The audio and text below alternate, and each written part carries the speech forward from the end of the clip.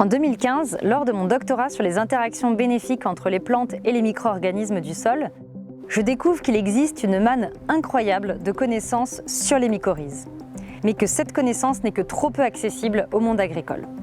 Certains champignons microscopiques du sol ont la capacité de réaliser une symbiose, association à bénéfice mutuel, avec plus de 80% des plantes terrestres. Cette mycorhisation a la capacité d'augmenter la croissance, la vitalité et le rendement. Ici, nous réalisons la phase d'audit de sol qui commence par des prélèvements de terre sur le terrain.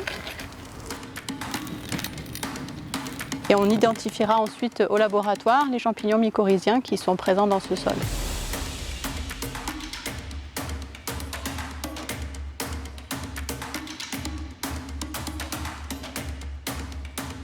Là, Benjamin a réalisé une coloration spécifique qui nous permet de mettre en évidence les différentes structures du champignon mycorhizien qui se greffent autour de la racine. On a ici la racine de la plante qu'on reconnaît avec cette enfilade de cellules qui représentent l'épiderme de la racine. Et on voit ces petits fils bleus qui sont en fait les ifs du champignon mycorhizien qui s'est développé à l'intérieur et à l'extérieur de la racine. Là, Joël est en train de déposer sur gel d'agarose un produit d'amplification PCR. Donc en fait, on a amplifié un petit bout de l'ADN du génome de nos champignons mycorhiziens qui vont nous permettre d'identifier au niveau moléculaire nos champignons mycorhiziens. Bien que ce phénomène soit de l'ordre de l'infiniment petit, cette symbiose a le pouvoir de révolutionner le monde agricole. En effet, une plante mycorhizée peut produire jusqu'à 2 fois plus avec moins d'eau et moins d'intrants. 8. Alors ça, c'est des roses centifolia, où on a des mycorhizés et des témoins. Là on fait des notations sur le nombre de boutons, le nombre de fleurs. De souvenir, le record que j'ai fait sur ces rosiers, c'était plus de 100 boutons, hein, mais sur un plant.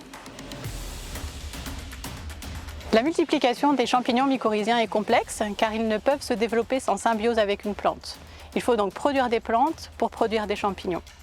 Notre savoir-faire, c'est définir et produire le meilleur mix adapté à chaque culture. Au cours de l'audit de sol, on identifie les espèces disponibles, puis après production et formulation de l'inoculum optimal, celui-ci va être appliqué sur la culture. Enfin, on évalue l'impact agronomique de la mycorhisation en fonction de la problématique et des attentes de notre client.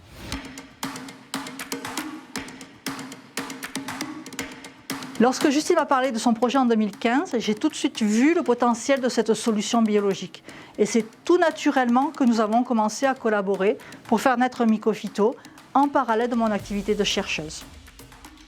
L'aventure Mycophyto ne fait que commencer. En 3 ans, nous sommes passés de 2 personnes à 10 et nous sommes lauréats de 12 prix d'innovation et de création d'entreprise. Toute l'équipe et les partenaires de Mycophyto sont en ordre de marche pour écrire le prochain chapitre. Nous préparons le déploiement d'une première gamme de produits finis et développons des formules sur de nouvelles essences de plantes. Les solutions existent pour vous permettre de sécuriser vos approvisionnements, réduire vos impacts environnementaux, rendre vos productions plus durables et ouvrir de nouveaux marchés. Mycophyto invente l'agriculture de demain. Alors ensemble, cultivons l'équilibre de la nature.